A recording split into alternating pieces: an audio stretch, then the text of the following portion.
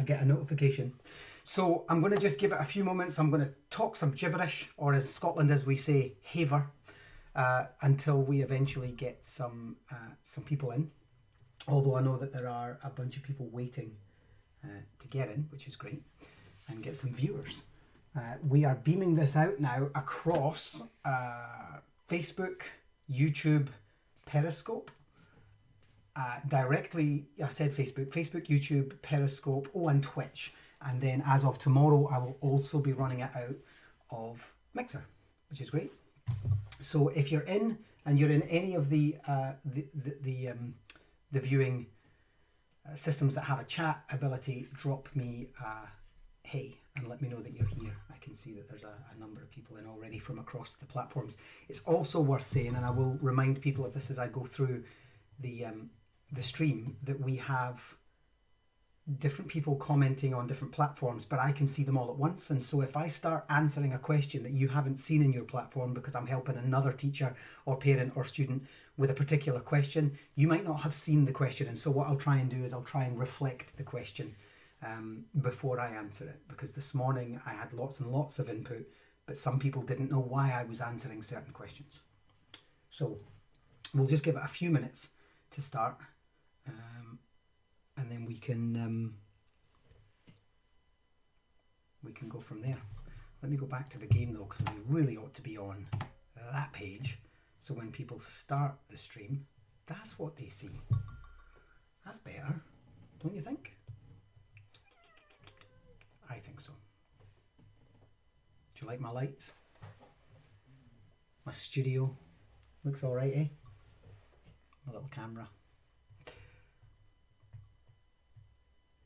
So I decided, it was actually only this weekend I decided I was going to put this together, because I have been inundated with, because of this whole remote learning, distance learning thing, I've been inundated with people saying, please, please, please help me to make sense of this Minecraft stuff.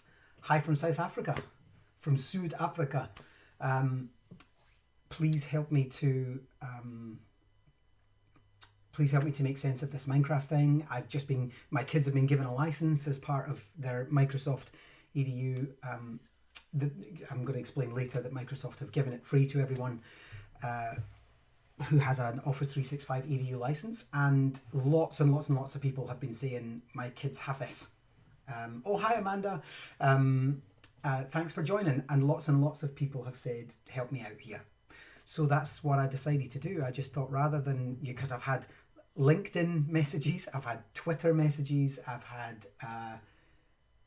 you wouldn't believe it. Like, people reach out to you in the strangest of ways. I think the only thing I haven't had is a Hogwarts owl for help, and my window's open just in case that happens. But yeah, it's crazy how many ways in which people can reach you. So I decided to do this. I decided to put all of this together and it was quick. It was super quick. And I have to say, if anybody out there watching so far wants to try this, it's actually remarkably easy to set up using... I mean, you could just do it with OBS, Open Broadcasting Software. It's a program, OBS, if you just Google that. Or alternatively, you could do it with just Twitch or Mixer and their own inbuilt streaming systems. Particularly Twitch, I noticed, has its own one, which is actually quite easy to set up. Twitch Studio, it's called. But I actually found something yesterday called Restream.io. And what Restream.io, and what Restream.io does is I put this out on one platform, i.e. I'm using OBS, and it goes out to Twitch, it goes out to YouTube, it goes out to Facebook, and so on. And so I can capture so many people, rather than assuming everyone's going to want to come along to one stream. So I'm going to get started. And the reason I decided to do this was because of all the help that I'm being asked for across the world.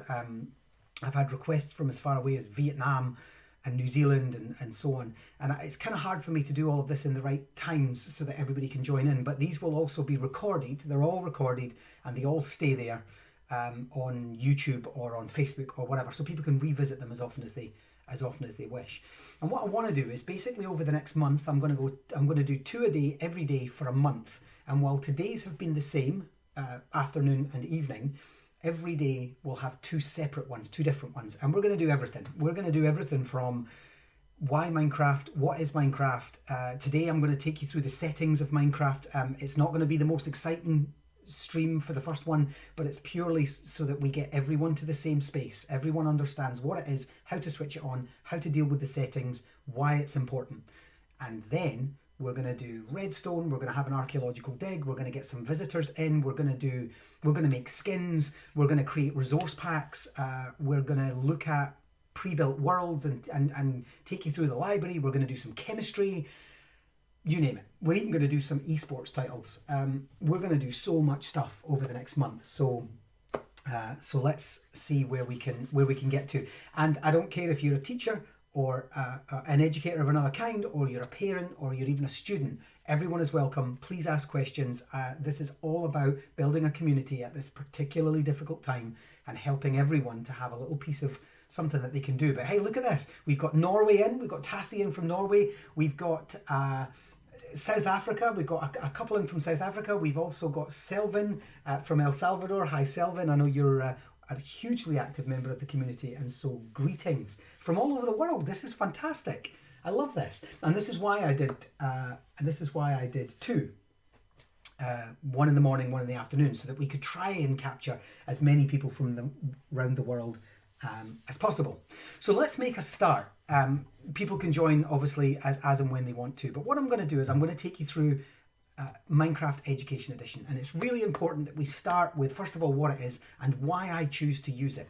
I've been using Minecraft for 12, well, this will be 11, we'll be in our 11th year, but heading on for 12 years of actively using Minecraft to teach.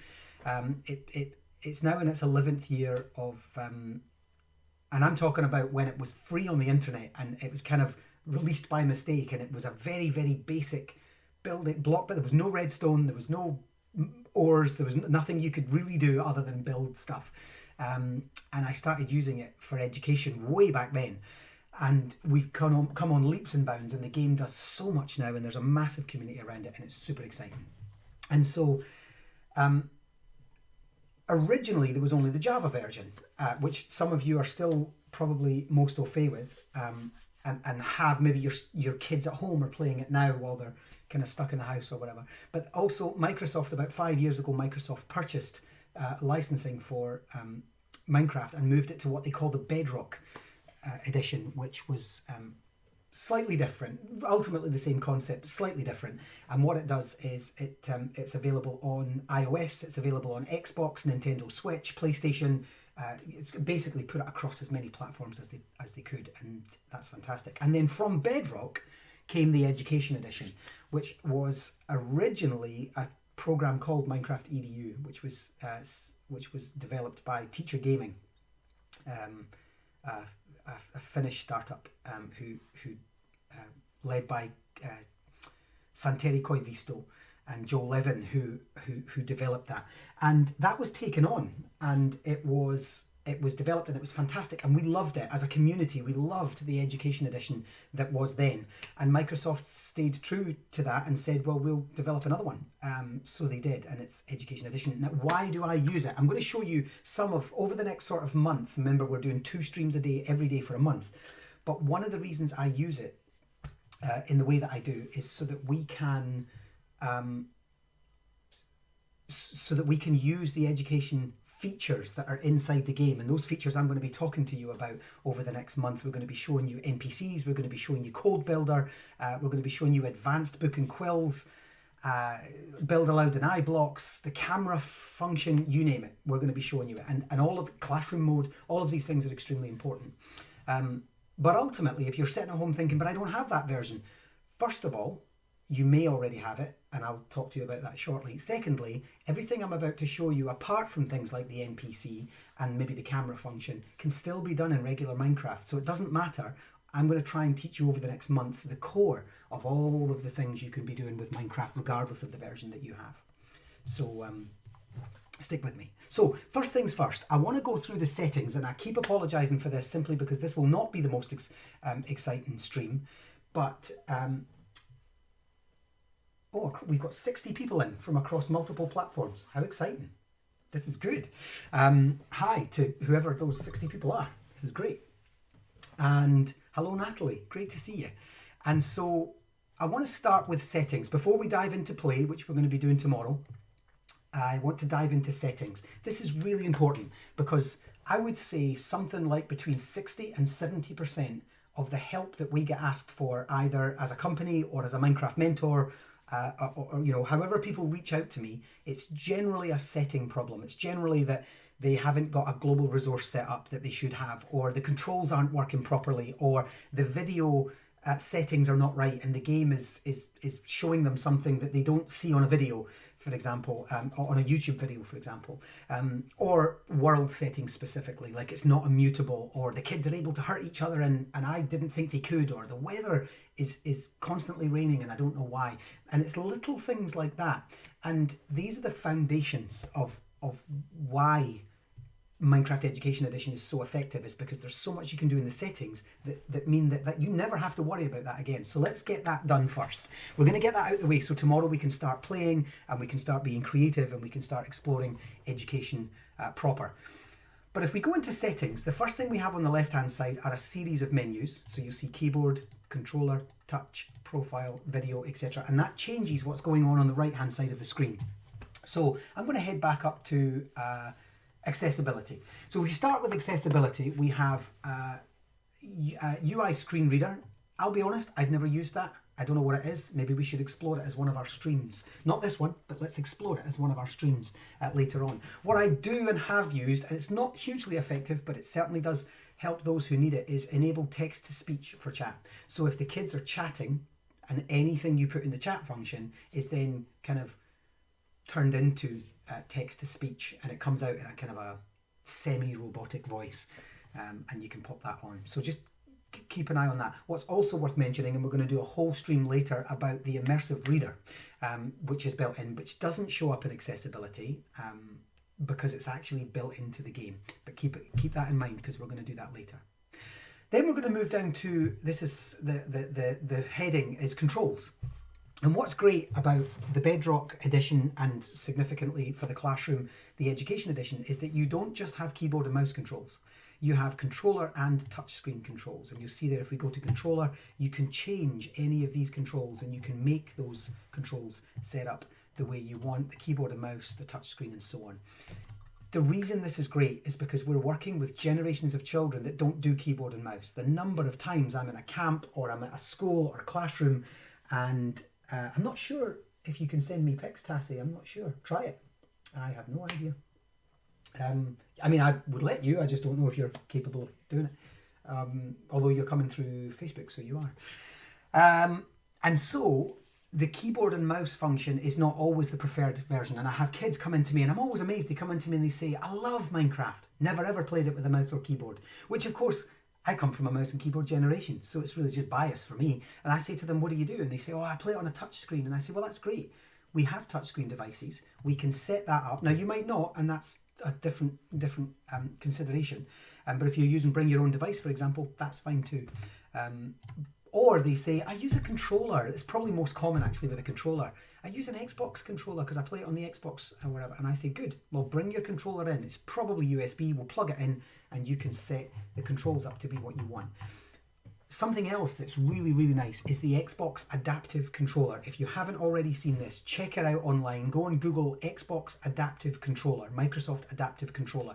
And it's basically this incredible, multifaceted controller, game controller, which has all the same functions. You can press the A button, you can drop an item using this button here, you've got left and right, but it's done in these very big, simple, spread out individual buttons. It's not a handheld controller, and this is for anyone who wants to be able to access these games but doesn't have the same motor functions or even the same physical abilities of other people. So you can use your elbows, you can use your chin, you can use your if you've only got one hand, you can do it all one-handed. It's incredible, and it's a phenomenal thing. And you can set the adaptive controller up to work in Minecraft Education Edition, which is fantastic for those kids in particular who want to join in, but a regular controller, a keyboard or mouse, and even a touch device is not going to work for them.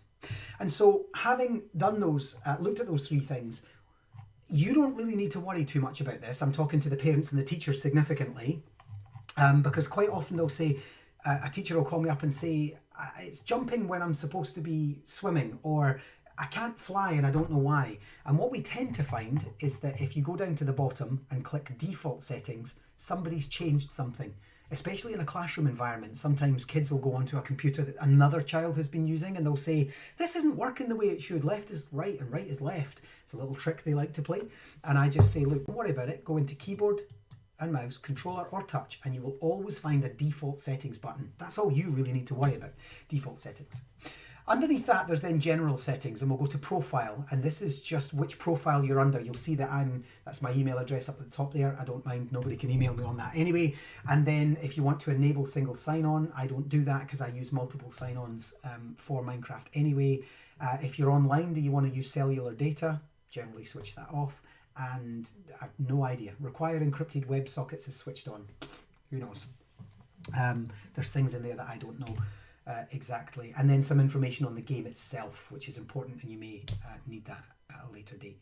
The most important one, however, are video and audio, and we're going to talk about those now. These are the ones that I generally have to troubleshoot. And so we'll start at the top. We clicked on video and we'll start at the top.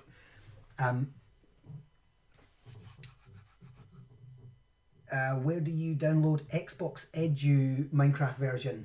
Actually, you can't. Sorry, I probably didn't make that clear. Bedrock is available on Xbox and PlayStation, but Education Edition isn't. Education Edition is PC, Mac, and iPad. Sorry, so I should have made that clear. When I'm talking about Xbox, I'm talking about Bedrock, which is the same engine. It just isn't Education Edition. So my apologies. So at the top, we've got brightness. Brightness is, I mean, you decide. You can make that larger or smaller. I tend to just leave it at 50 because it suits me and that kind of. There we go. Adam's going to help you with that, Tassie, on Facebook. Edu can be enabled in Xbox, just not Edu Edition. I know that there's a toggle and you can get some of the stuff that works in there. Oh yeah, the chemistry mode can be loaded in and so on. Thanks, Adam. Then we're going to go to camera perspective. Now, you'll see all of this. I'm going to go through the settings and not necessarily show you everything because that would mean going in and out of the worlds and we don't have a huge amount of time. So I'm going to take them through and I'm going to let you take notes. And then as we go through the month, I'll pick up on these things. So I'm going to change perspective at some point while I'm in the game. And I'm going to say to you, do you remember we did this in the settings? Here we see it again. And so first person, third person, or third person front. Let me explain briefly what those are. We always stay in first person. That's inside as you are as a kind of a person here, looking out of the eyes of your character, looking around as if you were actually in the world. Third person back is you step out of yourself and you're at the back of yourself and you can move and follow yourself around as if you were in front. Your avatar was in front of yourself and you could see it kind of moving around, put it into perspective of the world. And then third person front is just bonkers. I have no idea why. Well, the only reason I ever use this is to get good screenshots. But basically this is outside of the avatar and facing the avatar so you can see each other. And as a result, the controls are all back to front and it's really quite confusing. But it's good to actually get a screenshot with you against a backdrop of something amazing you've made. We're always going to stick to first person. If you're in game and you find that you are suddenly confronted with either of the other two, you just press the F3 key. I believe that is the same on a PC and a Mac, and I can only speak for PC and a Mac at this point, but you press the F3 key, which will change that. Or F5. Adam, help me out. I think it's F5 now. We'll test it. I'll test it while I'm in game. Full screen. This is really good for the classroom or if you're using it in an educational setting, because full screen basically toggles whether the game can be minimized, windowed, or closed from the top tab. I actually have mine at the moment not full screen. It looks in the stream as if it's full screen, but it's actually not. And the reason for that is because if it can be minimized or windowed, kids can then come in and out of Minecraft easily, particularly if you want them to do research. So most often when I'm using Minecraft, I have children going in and out of the internet or different resources, maybe a OneNote document or something, and or referring to a PDF, something like that. And what they're doing is they're working outside of Minecraft, dipping back into Minecraft, working in Minecraft, dipping back out to find something out, so on. So I generally don't have it full screen. Hide hand is whether or not you hide the hand in the bottom right hand corner of the screen. It can take up quite a lot of the screen. I generally don't have that switched on. I don't know why it was switched on there, but anyway, don't hide your hand, because then that way you can see what you're carrying, and I'll explain this when we're in the world. Where are we? So then the other one is hide paper doll. I do hide my paper doll, and that's just a little model of yourself which appears in the top left hand side of the screen, and it kind of lets you know where you are and what it is that you're doing while you're playing. Are you standing? Are you crouching? It's almost like a little mirror of yourself. So you're like, oh, I know what I'm doing. I'm swimming or I'm crouching. You should generally know that when you're playing, but for beginners, I find that if we put it on, teachers, when I've been doing CPD with teachers, they're like, oh, I can tell if I'm flying. I can tell if I'm swimming. And they kind of like it as a guide, certainly initially. Hide HUD. I don't hide my HUD. That can be done with the F1 key.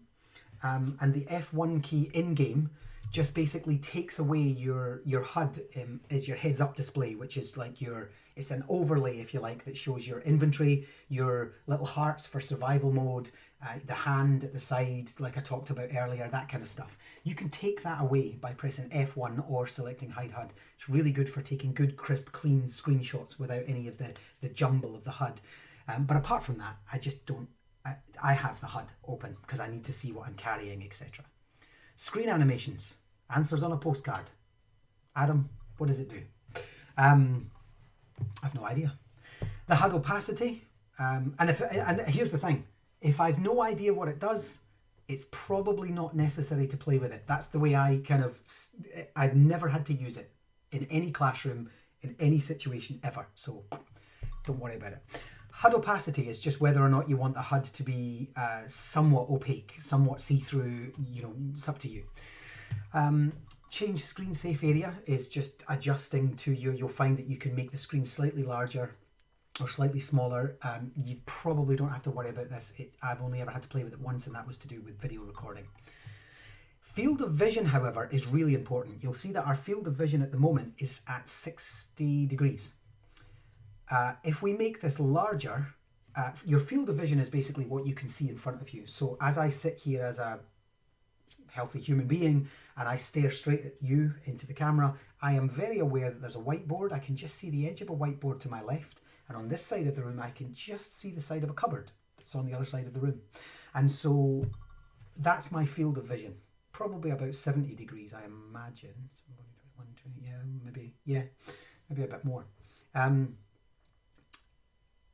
Children tend to like this to be wider. If you narrow this, if you go less than 60, you tend to bring it into almost tunnel vision. And it brings it in and it eventually shrinks the screen until you just have this little doorway that you can look through. And it's not really helpful. Children tend to like to make it larger so that they have almost fisheye. I find that lots of adults that then play the game, and it tends to be adults, feel sick if the field of vision is above 60 to 70%. So try to keep it around about there. Show autosave icon. One thing I will say at this point is I generally don't have that on. It's just a little flash at the top that says autosaving, autosaving, autosaving, and it kind of reminds you that it's autosaving. I tend not to do that. It's not necessary for me, but what I will say is autosave doesn't always work. Generally it will, but it's good practice to save and quit your world regularly. I've been caught out in major projects where the computer's crashed or Minecraft itself has just stopped working or whatever, and I thought, it's okay, it was auto-saving, and it didn't. I go back in and I'm 2.5 hours behind where I thought I was, and it's devastating. Particularly if your business, which is mine, is to build worlds, you can't afford to lose 2.5 hours of build time. Any Minecraft builder will tell you that's a lot of blocks placed. And so regularly, don't count on it auto-saving is what I would say. Outline selection, this is really handy. Outline selection, and I'll show you this when we're in the world, but this is where the world, the block that you're looking at is outlined with a small black line. It's almost indiscernible, but it's actually really important once you get used to it. Quite often during CPD, teachers will say to me, I'm not sure what block I'm supposed to be looking at. And for me, that seems really obvious. I'm just like, but it's the one that you're looking right at. Now, I wouldn't say that, of course, but in my head, I'm thinking, but it's that one. And then I realised that this is a 360 digital environment, and it's not always commonplace for everyone to go, oh yeah, of course, it's that one of the thousands of blocks that are sitting in front of me. There's a crosshair, etc.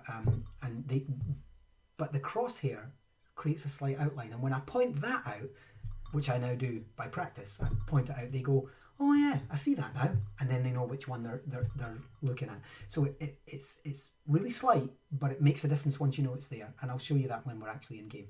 In-game player names, brilliant for any large groups. If you have children in a group of anything 2, 5, 10, up to 30. In a class at any one time, in a world at any one time, and that's the maximum 30. You might want to see their player names, because their player names are dictated by their Office 365 names, and generally that will give you an idea of who they are. I'm not entirely sure, it's different for every allocation, but it will give you an idea of who they are. Generally it's either their first initial and their second name or something like that.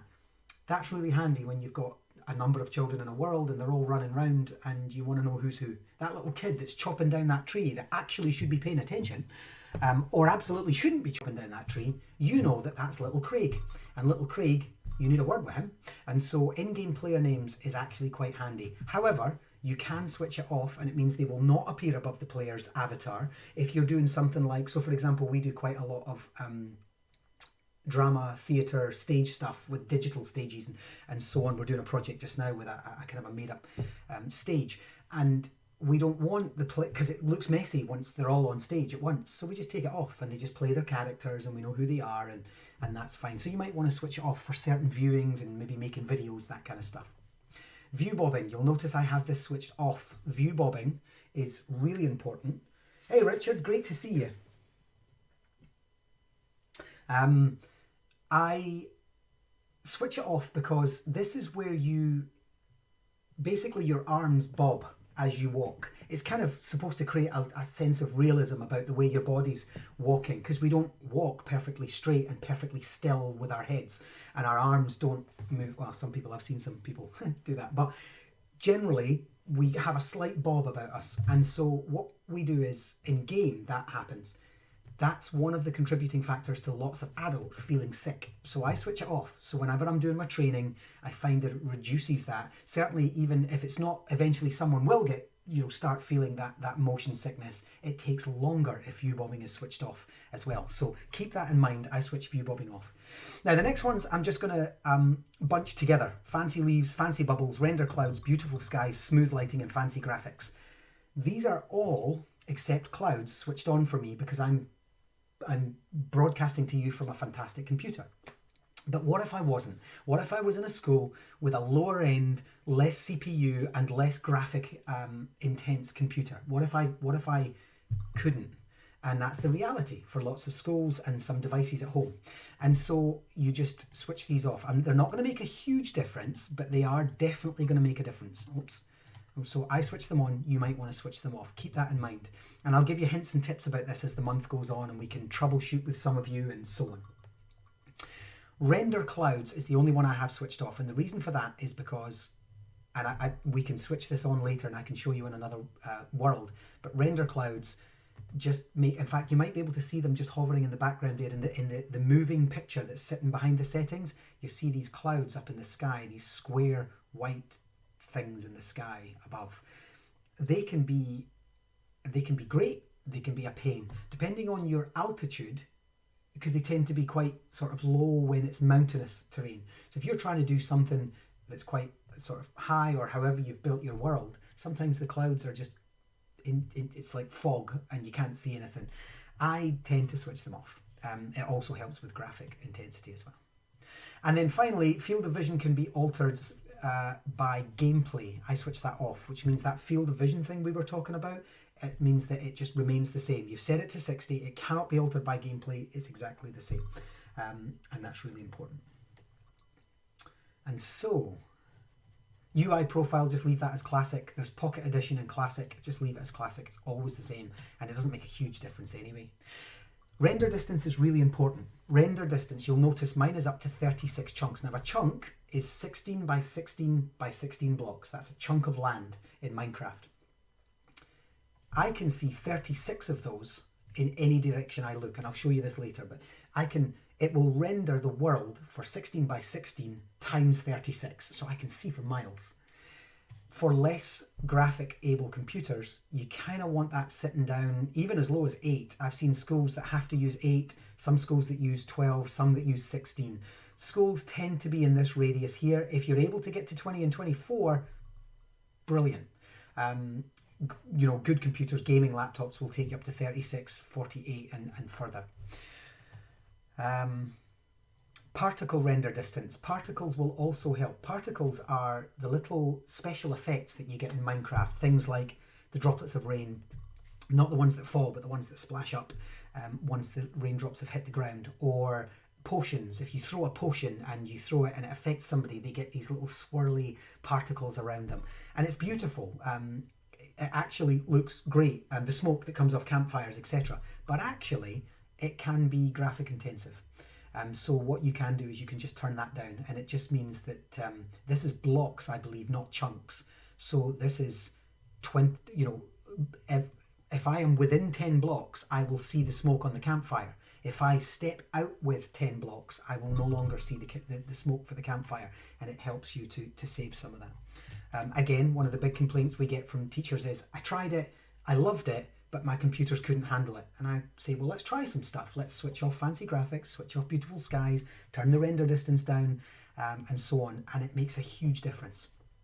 I have to say though, on Microsoft's behalf, Minecraft Education Edition is actually very, very, very well optimized for poorer computers. So they've done a great job on that already. Anti-aliasing, somebody explained to me what that was once, and I can't remember. I leave it at 8. Some of you might have it less. I'm quite sure it's not that important. Somebody correct me if I'm wrong.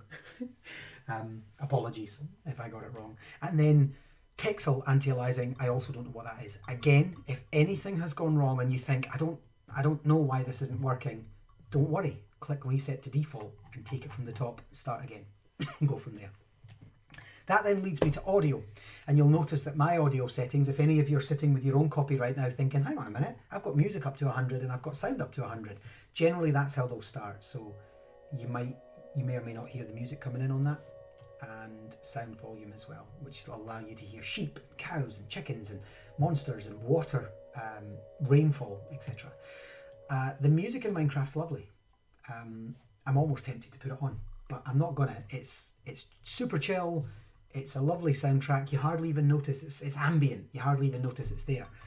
But if you're working with multiplayer groups and you don't have headphones and 30 of them play it at once, but they all logged on slightly differently at a slightly different time, you end up with this really weird rave night. And so just turn it down. And then sound volume I tend to turn down to 20 as well, because the last thing you want are 30 cows or sheep or pigs or villagers or whatever making noises around your classroom.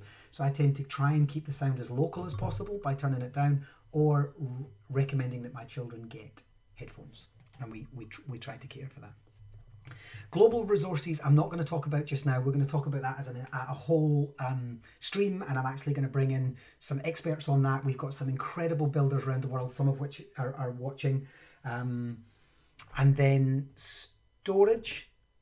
Yep, you'll see there that I have 98 worlds totaling 2.1 gigabyte. I know for school systems this is really important. You may want to just keep an eye on that, and you can get rid of worlds. We're going to talk about world management next. And then the last two things, penultimately language. This is really nice. At the moment we've got it as English UK, but you may want English US, which of course affects the keyboard and the spellings and so on. But you can easily, just as easily switch it to Spanish or Danish or Norwegian, for example, or Italian, whatever. We have used this to teach modern foreign languages. So this was many, many years ago, but I think we started doing this around 8 years ago, where we would bring in Minecraft. The kids would be super excited about it, and I would say to them, and we're going to do this, and we're going to do this, and it's going to be super exciting, but we're going to do it all in French. Oh, but we don't speak French. And I say, well, you better learn. You better learn what stone and gold and maps and northeast, southwest, and can I have 10 blocks of redstone, please? You better learn. And they do. They are desperate to learn to play Minecraft in French, because they know that that's how they're going to be allowed to access their mathematics curriculum in Minecraft, or their literature curriculum in Minecraft. So consider that, even just as a little shake up to their day, and say, well, let's go find out what stone is in French. And then the kids are like, oh, it's pierre. And you say, that's right. And pierre rouge is redstone, and so on, and off they go. And suddenly they pick it up, you know. I've actually learned loads of little things in Minecraft about different languages, Italian and French and so on.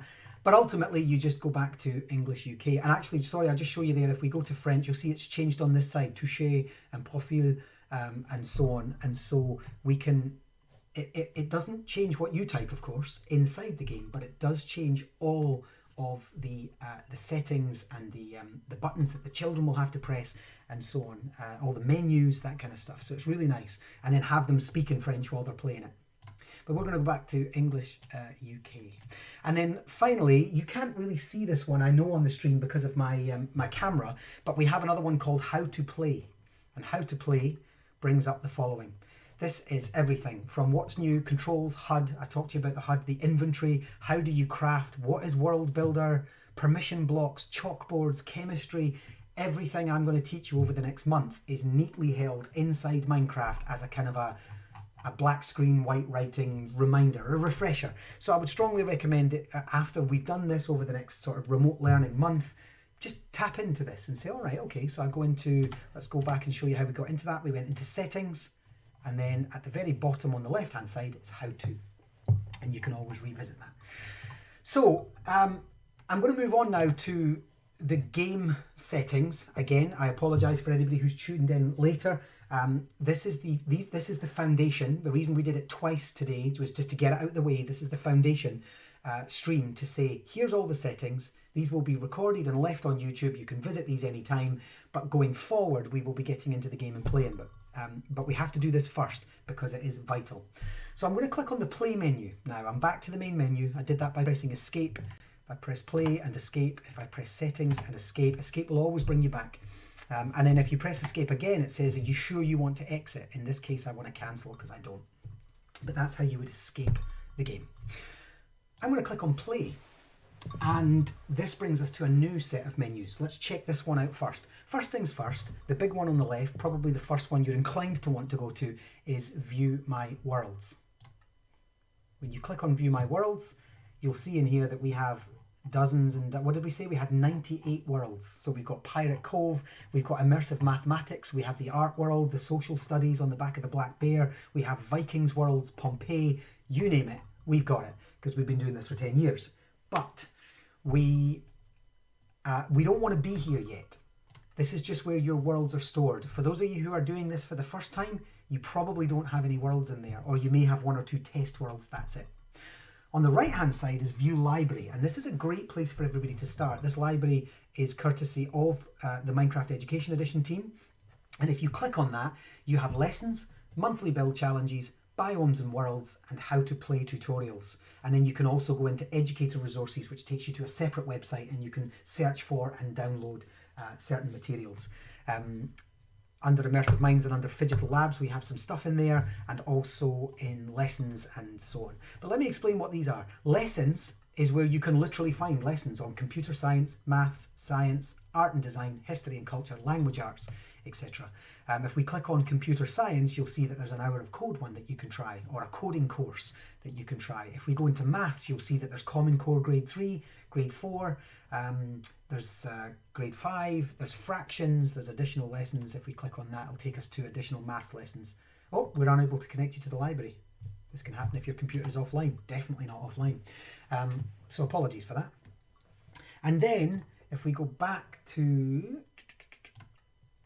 science, we can go in chemistry, biology. We Are the Rangers. That's one that we've published. Extinction Biodiversity Crisis, remarkable. Check out the orangutans in there, and then also additional lessons there also. And so that's a nice place to start with your lessons if you want to go in there and say, actually, I'm just going to pick a maths lesson and try that. And here is monthly build challenges. Oh, I'm still thinks I'm not online. Or if access to the library catalogue is blocked. Well, would you look at that? Any feedback on that, let me know, because I've never had that issue before.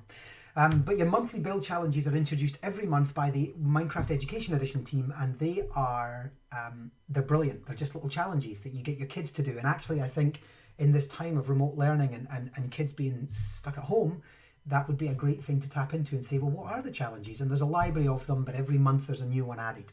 So check that out. However, the one I like the most, apart from how to play, which I think goes without saying, if we click on, there's starting tutorials and some additional tutorials in there as well. If we go into biomes, biomes is where I point teachers at the most, because quite often a teacher will say to me, I had one recently actually that said, I want to do this, yeah, I'm not sure, Adam, if it's the firewall. I've never had a problem from home. I'm streaming from home and I've never had a problem with that before, but I'll check it out. It's maybe because I'm streaming and maybe there's too much going on. I don't know, but I've never come across that before. So that's new for me tonight. Let's troubleshoot that, you and I. But with the biomes, this is where I point my customers at mostly, because quite often, just recently, I had someone come to me and say, I'm doing plastics in the ocean. And I started this world and I can't find an ocean. I've gone for miles and I've gone over trees and hills and I found a big giant lake, but it wasn't the same. And so on. Or I'm looking for a really good coral reef, because we're doing the death of the coral reefs in Australia, for example. And so what I say to them is get on the library, go into your game, get on the library and go into biomes and worlds. And if we click on biomes, there we are, I'm allowed in there, which is interesting. You can see there that there's badlands, there's deserts. Down here is the ocean biome, and we can have an ocean biome if we wish.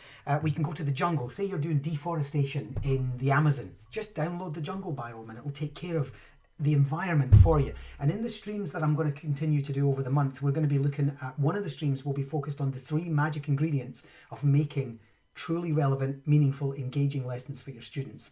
The jungle biome is just a part of that. It's the environment. The ocean biome is the environment. The forest biome is the environment, and so on. You might want the savanna because you're doing conservation, for example, and you want to do that. Swamplands and so on. There's your warm ocean biome in there. So let's take that. Let's see what that looks like. So I say to myself, right, I know I'm going to do this coral reef. So I'm going to click on that, and it will tell us up here, this is what it's called, this is what size it is, a little description of it, and then what we can do is we can click Create World. And that will now take me back out and it will take me directly into that world. You can play with the settings later, but here we are. Simple as that. Into the library, into the biome, warm ocean.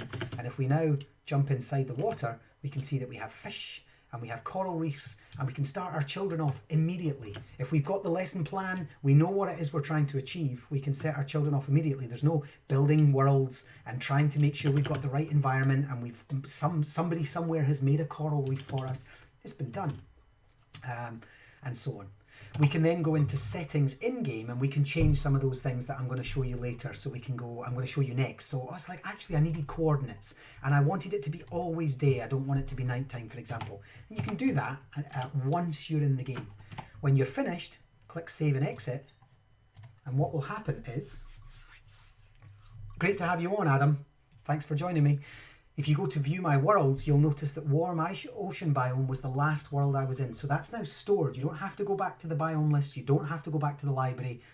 Warm ocean biome is now yours. It's your version. It's stored locally on your computer. And that's actually worth saying. In fact, just tonight, Emma Nass in Sweden said to me, we're going to be doing some remote learning, but my children, how do they get their worlds from their computer? Because they're locally stored in school.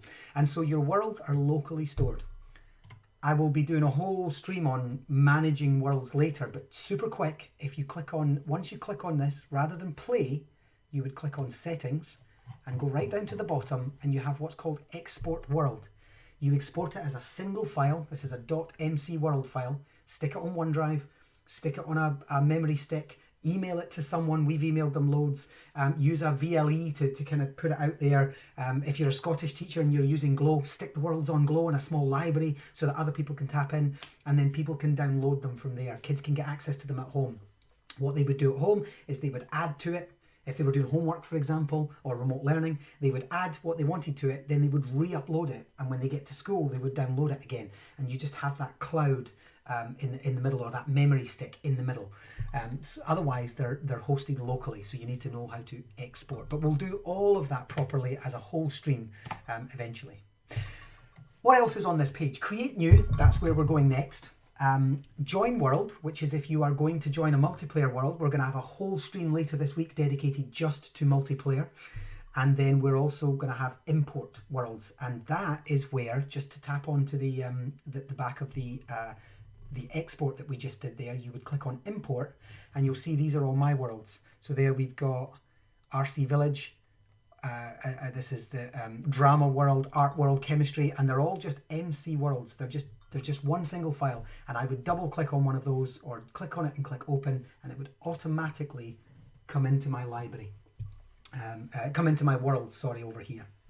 So what we're going to do next for the remainder of this stream, and this stream is all about settings, so forgive me if this is stuff you already know, but it's the foundations, it's really important.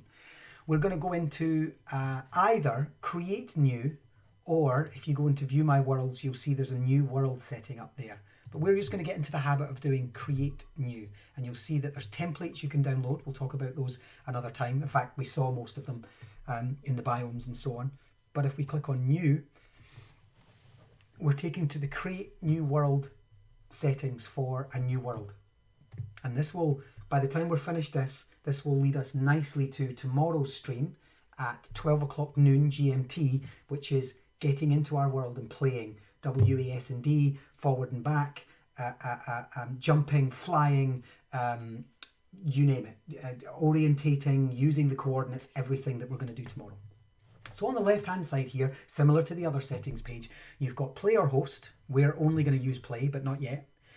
We've got, and we're also in the game settings at the moment, so you see that there. And we also have resource and behavior packs, which we'll talk about later in the month. We're going to do 2 streams. I'm just reminding everybody who's on, we're going to do 2 streams every day for a month, and every stream is going to be different. Unlike today, this was the foundations.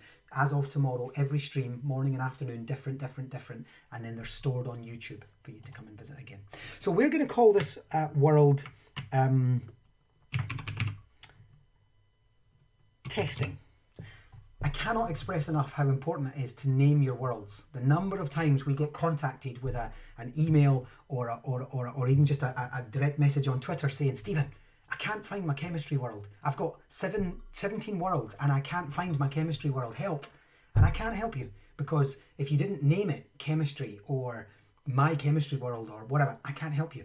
And that's really more important when you're dealing with 30 children and they've got 7 different worlds. So get into the habit of finding a naming system that you enjoy, a naming system that works for you and your students.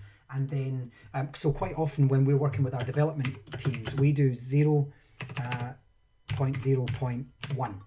And if we make, say I give that world to someone and they make an adjustment, they do 0.0.2, 0.0.3. Every change, I say to them, rename the world, export it, send it back to me. And that generally works. Once we're ready and it's finished, it gets a full name and it just gets 1.0. And that's it. It's done. I know that was the finished version that the student sent to me. I say, when you're finished and you know that all of your work has been done, name it 1.0, send it to me. That's the one that I work with, or that's the one that I mark, for example. Otherwise, at least give it a name that's identifiable from all the others. Default game mode. When your children enter this world, or when any of you enter your world, what is the default game mode? Survival mode or creative? Survival is exactly what it says. You have to survive. Monsters will kill you. Gravity will kill you. Well, it's not gravity that kills you, is it? It's the thump as you hit the ground. But falling will kill you. lightning will kill you, you will drown, etc., etc. So you have to survive against the environment and other players or monsters. Creative is the one we generally choose. I never, ever, ever make worlds lessons in survival mode. That's not to say that my students don't experience survival lessons, like our Scottish Border Reivers world, where they fight against, they become part of the Border Reivers, and we teach the history of Scotland, or our Viking clan world, where they raid as Viking clans, and they see how much they can raid and what that was like to clothing, culture, currency, language, food, religion, you name it, it's all in there. That they do that as, but I don't build it as survival. And then finally, so that's creative mode. And then moving on, to difficulty. In difficulty, we have 4 settings, but I want you to imagine that it's only 2. I want you to imagine that it's peaceful, and then there's a little line there, and then it's easy, normal, or hard. And what this means is, will you have monsters, and if you do, will they be easy, normal, or hard? Peaceful means no monsters, and that's what I generally build on. I don't need zombies, and I don't need skeletons, and I don't need any of that when I'm building a lesson. I'm building, the fall of Constantinople, and I want to build the broken wall where the breach was made, with some signposts, and I don't need zombies while I'm there. Or I do need zombies, because they're actually going to be the enemy. They're going to be the Turks on the inside of the wall, for example, and I need them to be on easy or normal or hard. Who knows? Whichever I decide that challenge I want for my kids. But in the meantime, we're going to stick, for this demo, we're going to stick to peaceful. This next one's really important. This is and this is new, and it's fantastic. It's a great addition to the Minecraft Education Edition system, and that is, how do the students that join my world interact with that world? And it used to be that they just joined and that was it. Whereas now they can either join as a visitor, where they can freely explore the world, but cannot interact with blocks, items, entities. Trust players is basically off. Members are active players in the world who can break and create blocks and attack mobs and other players. Or operators are members who can set player permissions and use commands to have more control over your world. So what that means is, can they do nothing except push some buttons and pull some levers and experience a narrative-driven world that I've maybe read some signs, meet some NPCs, but that's it? Can they interact with the world, break things, attack mobs, be part of the world, but not change anything fundamentally, certainly not about the settings? Or are they operators who work like me and can change certain things about the world? Do they have access to the command codes that let them change day to night, or make it rain, or make it stop raining? What level do I want them in at? This is really important. Again, we have teachers that say to us, I let my kids into my world the other day and this happened, and I don't know why, and I say to them, can we just check that world? And it turns out their kids were operators, and kids know what to do when they're operators. Make no bones about it, kids know. And so I recommend, I generally allow them to be members in my world. I want them to interact, I want them to build, and so on. But I don't necessarily want them to have full control. This is actually really nice if you do have kids that are particularly good at this, and they work with you, and they are, maybe you want them to help you, and you want them to give them the sort of prestigious position of moderating as operators. Bring them into the fold and say, I want you to be one of my operators, and here's what I need. Here's the responsibility. These are the powers that you have. Here's how I want you to use them. And you can build a little community around that. It's kind of like on live streams and having moderators, and so on. Speaking of which, I need to log back in. I don't know why, but I've been logged out of my chat. So if any of you are talking to me, I don't know that you are. If you have any questions, please ask as well. I will try my best to answer them.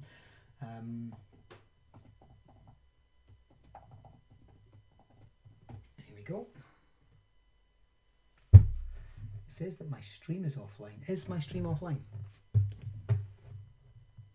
I think I'm still streaming. I'm going to check OBS. Am I still streaming? Yeah, I'm still streaming. Okay, just restream says I'm not, but that's okay. Back to game. Right. So let's stick that on members and leave it at that. Now, world type: flat, infinite, or old. This is really important. A flat world is exactly what it says it is. It's an entirely flat world.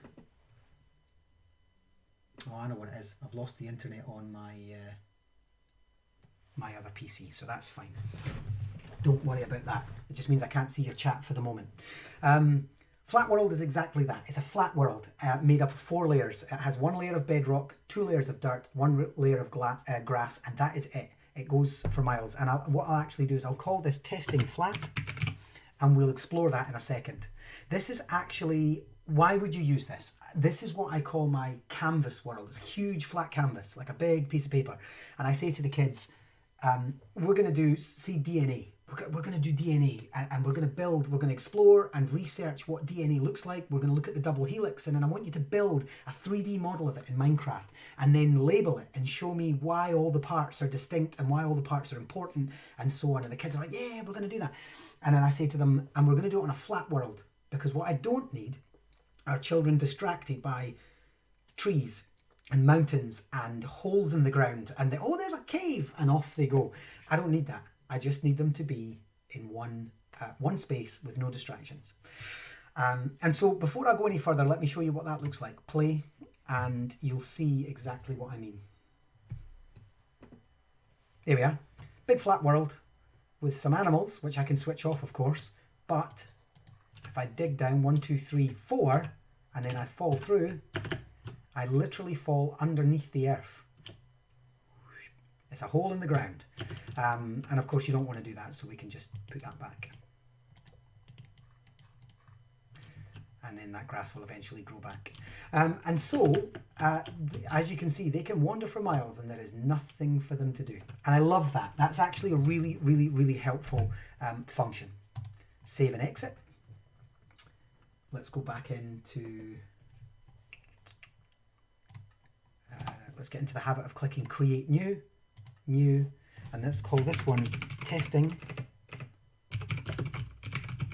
Infinite. Creative, peaceful, member. This time we're going to go infinite, and I'm going to click play.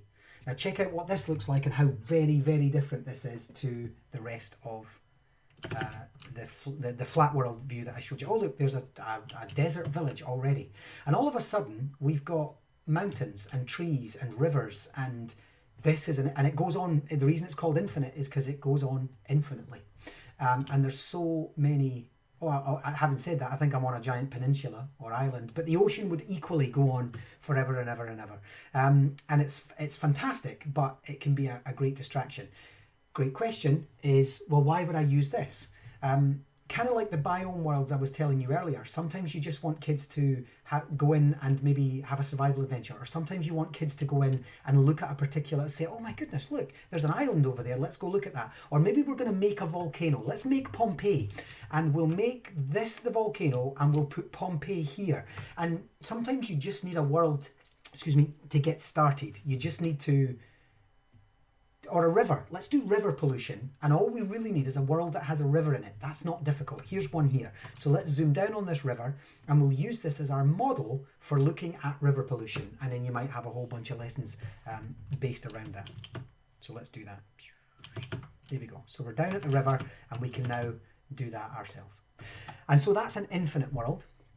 I'm going to save and exit that. And then there's a third version, which is really, really handy.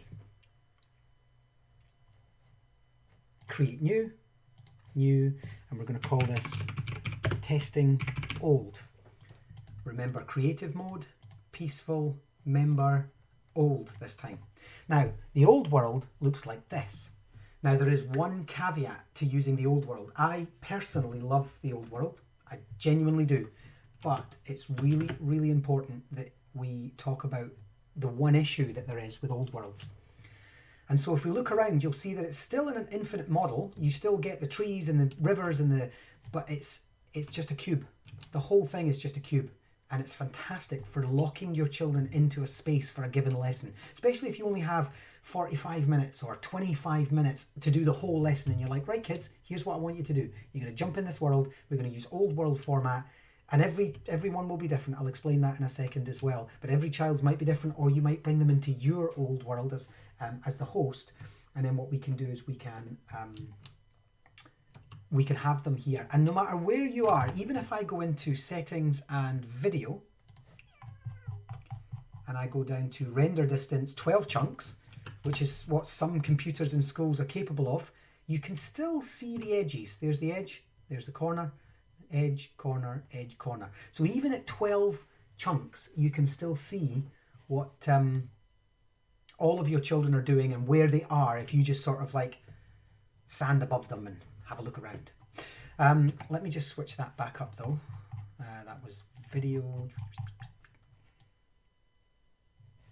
Turn that up and turn that up. There we are. Here's the thing though. What I'm going to do is I'm going to build a yellow pillar. And the reason I'm going to do that is because this is the only issue with old worlds. And it took us a while to discern what it was that was going wrong with them. But if I say I build my lesson here, I'm just going to build this yellow pillar. There we are. So that's where my lesson is. That lesson is a castle, or that lesson is a volcano, or we've gone in and we've built this awesome thing. But I actually want my children to start over here and take a journey to it. Maybe it's part of a narrative or something. Now, you can do a thing in a game called set world spawn. If I just do / set world spawn, that means that I will set the spawn world to where the starting point of that world to where I am standing, which means anybody who goes into that world new starts now, okay, in that position. If I save and exit, and then I give that world to someone, when I go into view my worlds and I go back into testing old, we will find, I hope this works now. Yeah, I can see it's worked already. The world has been sliced. Remember, I asked for them to start there, but you'll see here that this tree is floating somewhere, and now it's much thinner. In fact, it's longer than it is wider. And that's because we set the world spawn. And what that means is the world spawn has a radius, and it basically looks at it like a giant square, and it says, I will spawn you in the middle of this square. And so when you move that square away from its original position and you set world spawn, it discounts anything outside of it, and it literally chops the world away. So we have lost lots and lots and lots of stuff by setting the world spawn for an adventure world and losing it and having to rebuild the worlds. So I want to put that out there. That's the whole purpose of this, is that you don't make the same mistakes that we've made. It's purely because we changed the set world spawn. So my advice to you is, do use these worlds, do use old worlds, just don't change the spawn area, build to the spawn area. Know where you're going to start, it's where you started when you first entered, and build to that. Save and exit. Again, we've had lots of teachers saying, I had this amazing thing and it's gone. And we try to fix it, and there's little fixes that I can work on personally, but generally it's very difficult to kind of get back. So let's go back to, I'm just going to do new world. Then I'm going to do test final, that's what we'll call it. And then we're going to do creative, peaceful, member. I'm going to do infinite. Seed. A seed is, here's the thing. When you start a world, an infinite world, every single world you ever start will be entirely unique from the others. No two children in your class will ever start the same world. If they do, call me. It's amazing, like statistically amazing. But I've always wondered if it ever did actually happen. But a seed, every world is given a seed. So every world is given a seed number based on its generation, its initial generation. And so that number can be found, and I'll show you this later in the week when we're inside the world, and we're going to do seeds properly later, and we're going to look at really good seeds that we can give you, like shipwreck seeds and stuff like that have amazing shipwrecks already in them. But that seed might look something like that, and just a jumble of numbers. But if a child in your class, say you're doing a lesson and you're like, I wish we had a waterfall, and some kid in your class says, I've got a waterfall, there's a great cliff over here and there's a waterfall pouring into a river, and you're like, great, give me the seed to your world. So then they go in and they read the seed out and you put it up on the board, and then every other child puts that in here and then says play, they will get exactly the same world that the other student has. So for a while, people used to think, oh, it's impossible for me to, other than duplicating the world and handing it out on a memory stick or on the cloud. But that's not true. You can seed everyone into the same world. So I'm just gonna do that. I'm just gonna random number. Let's see what this turns out like. And then simulation distance chunks. Answers on a postcard. I've never used it. I think it's when you're doing code simulations. I am not sure. Adam, if you're still in the chat, let me know. Actually, speaking of the chat, I still can't get in, so let me try that one more time.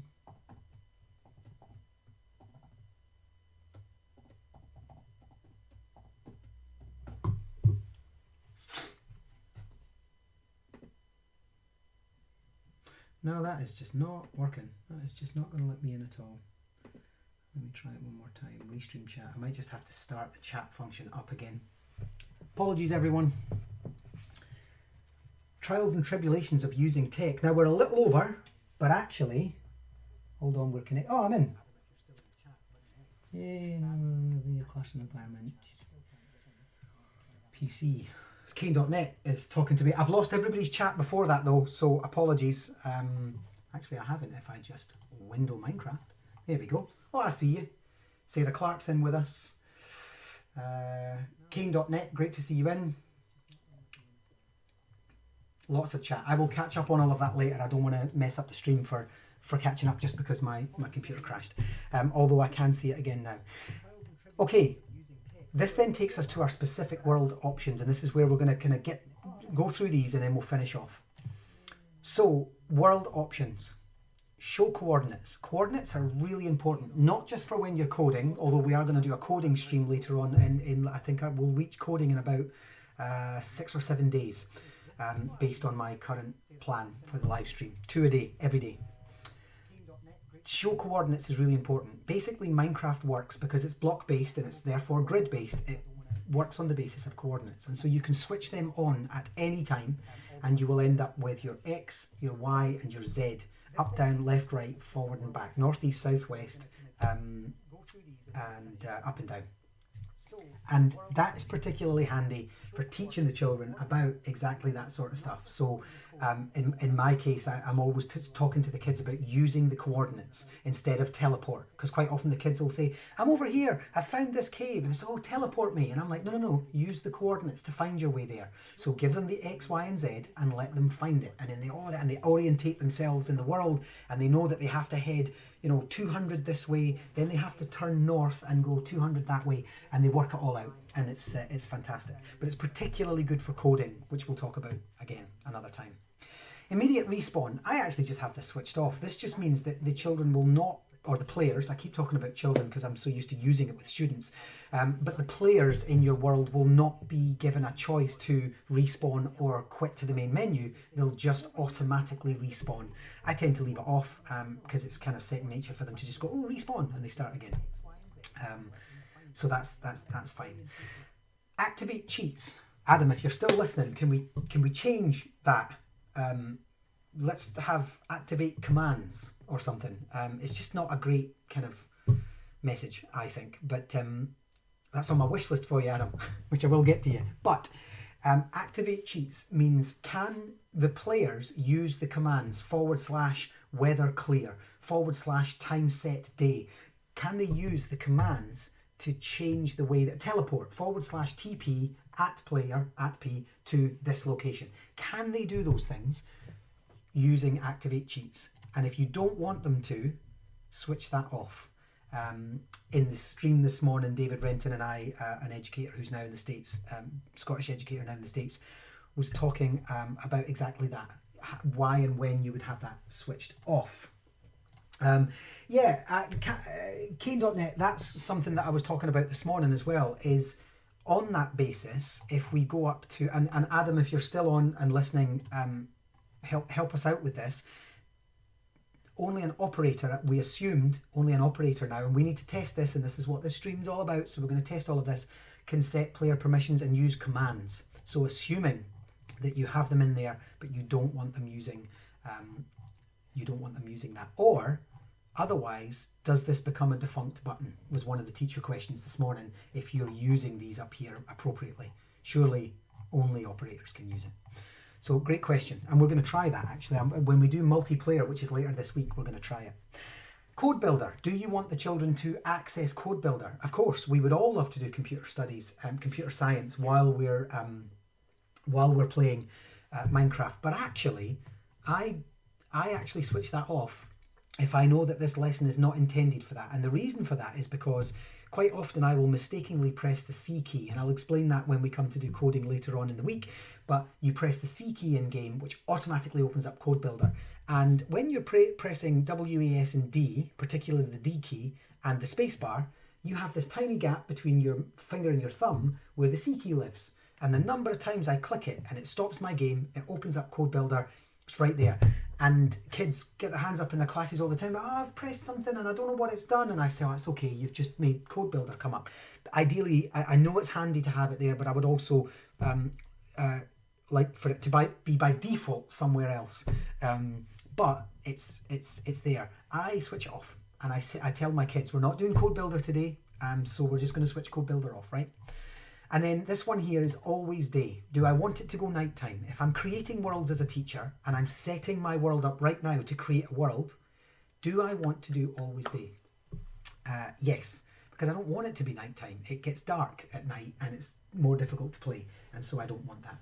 You can, Kane.net, you can re-enable any of these later in-game. You could just press escape, go to settings, and while you're in the game, all of these are available to you to toggle on and off. Does include the students as well, however. If you're the host of the world, only you can do it, but in a single player world, the kids can do it as well. Tick speed.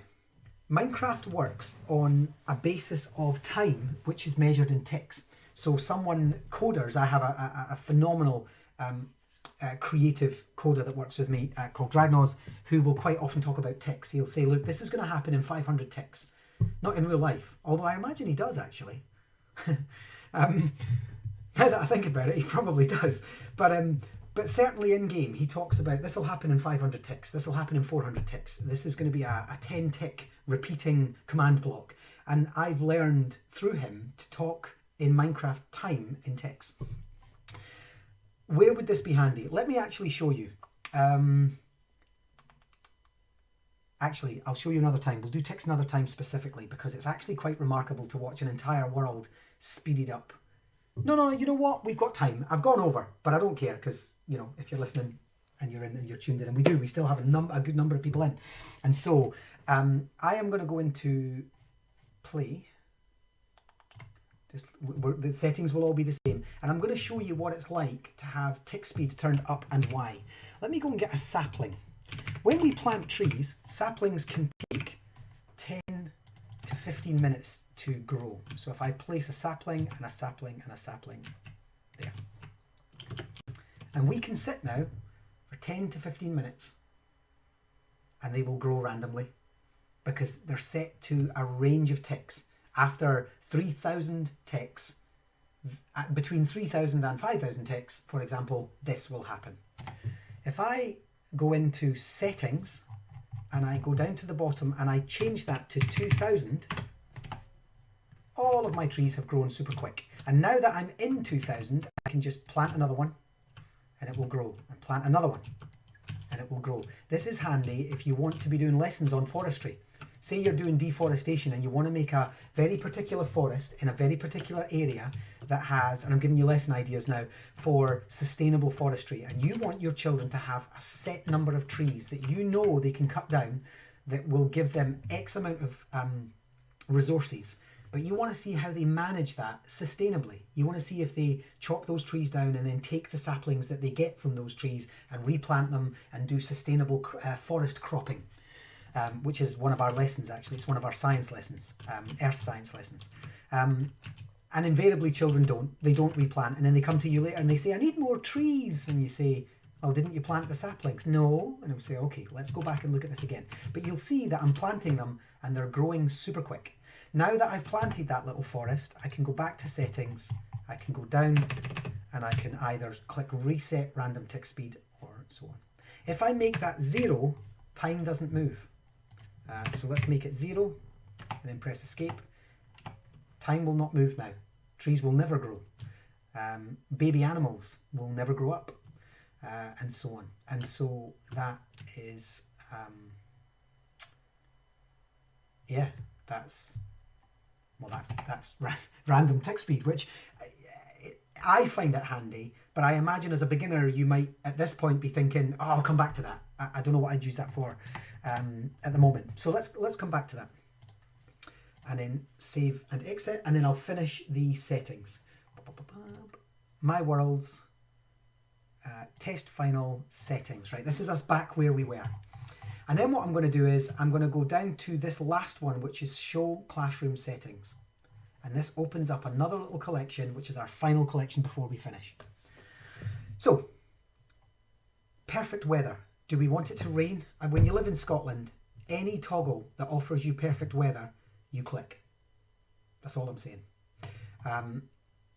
Yes, I don't want it to rain. Rain is noisy and it's a pain in the bottom. But when you're playing and it's distracting and it's noisy and you don't want it. However, here's the thing. You might need weather. What if you were doing something on rainfall for environmental science? What if you were doing something on one of the lessons that I'll show you later is helping people with hydroelectric power to explore water pressure, and you need rainfall to be able to do that. Now, just because rain falls doesn't mean that the water floods, although we can code flooding, which I'll also show you this month. But what if we just wanted to use a mechanic that allowed rain to be detected so that we know we're getting rainfall, so our reservoirs are filling up? And so these are really important questions, and that's why this is perfect for us. It's like perfect weather, no or yes. You can also, if you've got perfect weather, you can make it rain manually when you want to, which is also great. Allow mobs. This is really important. If you're taking notes, genuinely take notes on this. It says my stream is offline. Did I lose my stream? No. I think I lost internet on the other computer. I'm going to have to just keep an eye on that. Maybe it's that PC. It's a Surface Go. And it's not working. Allow mobs is really important. Mobs are the creatures in Minecraft. Sheep, cows, this includes everything. Sheep, cows, and chickens and parrots and so on, as well as creepers and zombies and so on. And quite often teachers will say to me, I said I didn't want mobs. I ticked no mobs because I don't want mobs. But now I can't get sheep. I just didn't want monsters. And so remember, allow mobs allows all mobs. There is no toggle animals and there is no toggle monsters, although I would like that. I'd love that. I know teachers would love that. But we've already said that we want a peaceful world. Not easy, normal or hard monsters. We want peaceful. So this is your monster controller up here, which means if you allow mobs, you just won't get monsters. You'll get animals, which is great.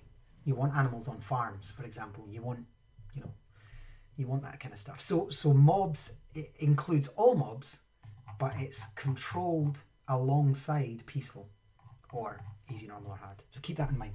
Allow destructive items. I'm going to say no.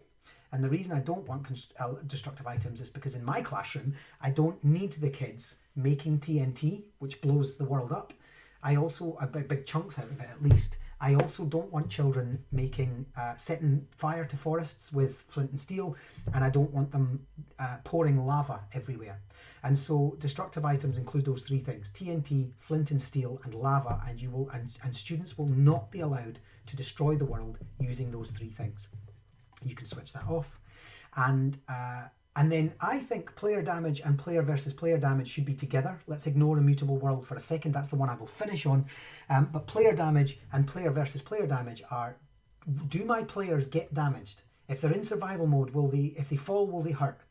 I think if you're in survival mode, you kind of need to allow that. That's the point. Otherwise, just, But for younger kids that are playing the Gruffalo, for example, and they might fall in the water by accident, maybe I don't want them to get damaged. We have a Gruffalo world where the children read in pairs, and one of them reads while the other one plays, and then the other one reads on the way back while the other one plays, and they share the book experience through Minecraft. So it's physically reading while playing, and we've done that for a series of books as well. I'm going to say yes, they can be damaged if they're in survival mode. But I am going to say that I don't want player versus player damage. And here's the thing, it invariably will happen. It's like the playground. One child will have a go at another child, or there'll be a scuffle, or they'll think it's funny just to knock another child off a cliff or something in the game. And what they will, and that'll happen, and you'll get, please sir, he knocked me off the cliff, or he hit me when I came out of the house that I was in, or whatever. And actually you just switch it off. They get bored. They can't do anything. Their swords go through each other and they can't do anything, and they're like, oh, player versus player switched off. These are particularly handy for those worlds where, I'll be honest, if you set the rules of Minecraft, you actually get very little of that. I've found you get very little of that. And you know what? If you're getting that, your lesson's probably not doing what it should be doing. Let's be honest about that. Your lesson's probably not doing what it should be doing for all of the children in your class. And so maybe we need a different tact, maybe we need to change the groups, maybe we need a different pedagogy, maybe we need a different world or lesson. I very, very rarely ever have that. But if you do, switch player versus player damage off. And then finally, immutable world. That just means, can the world be mutated? Can it be built upon? Can it be destroyed? Can your children do something with the world? And the answer is, if it's switched on, no, they can't. If it's switched on, off, yes, they can. So let's try that. This is the last thing I'm going to show you. So let's switch immutable world on and press play. So I'm going to go in. And then the first thing you're going to notice is that I can't do anything. I can't place. It's giving me this sort of like blockage block. I can't place any trees. I can't destroy. I'm going to go and chop this tree down. I'm not allowed. I'm not allowed. It gives me that horrible sound. That's because the world is immutable. Now, later on in the week, I'm going to show you, I think, not Monday, but Tuesday, I'll be showing you build allow. In fact, no, tomorrow, build allow, build deny blocks will come into feature, and I'll be showing you more of that. But at the moment, we can't actually build. If we go into settings and we change the world, show classroom settings, immutable world off, we can plant again and we can destroy again.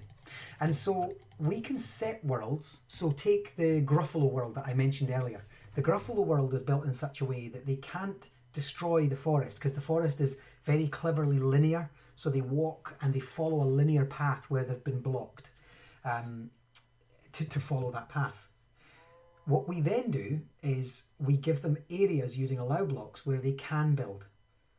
Otherwise, there's nothing they can do. And there's also a code for it. So if I just do immutable world true, press enter, the children can't do anything.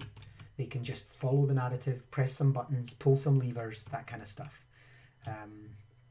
And we'll do more about this later. Immutable world will keep coming up because a lot of the worlds, when I start going into the lessons like Pompeii, for example, or the Vikings lessons that we've done, our mathematics lessons, a lot of those worlds are immutable, and we'll explain why and where they can build and how they can build and why that's appropriate. So I'm just going to save and quit there. This, the whole point of today's morning and afternoon streams were so that we could get through this part. We could get through the create new worlds, we could view the library, we could check out the settings menus, we could understand where we might need to be if our computers weren't playing it properly or were struggling with it, what would happen if the controls had been damaged or changed along the way, language settings, etc. All of that was important today. Tomorrow we're going to start with playing the game.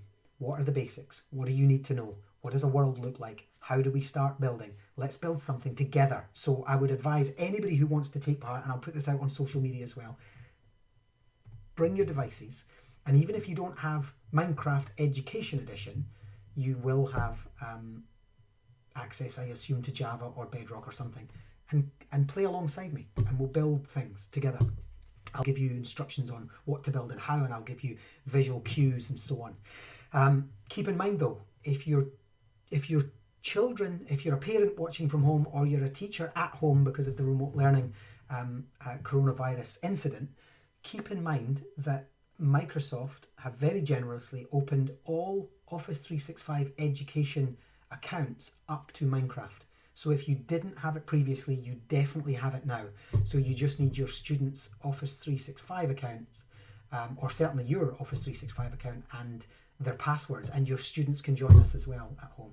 And later on in the month, we are going to have student lessons where we're going to be building with students. We're going to be building with some of our favourite teachers who kind of work with us, artists, coders, a whole month, every day, twice a day, Minecraft Education Edition. Thank you very much for listening, and everybody stay safe and healthy. Thank you. Bye.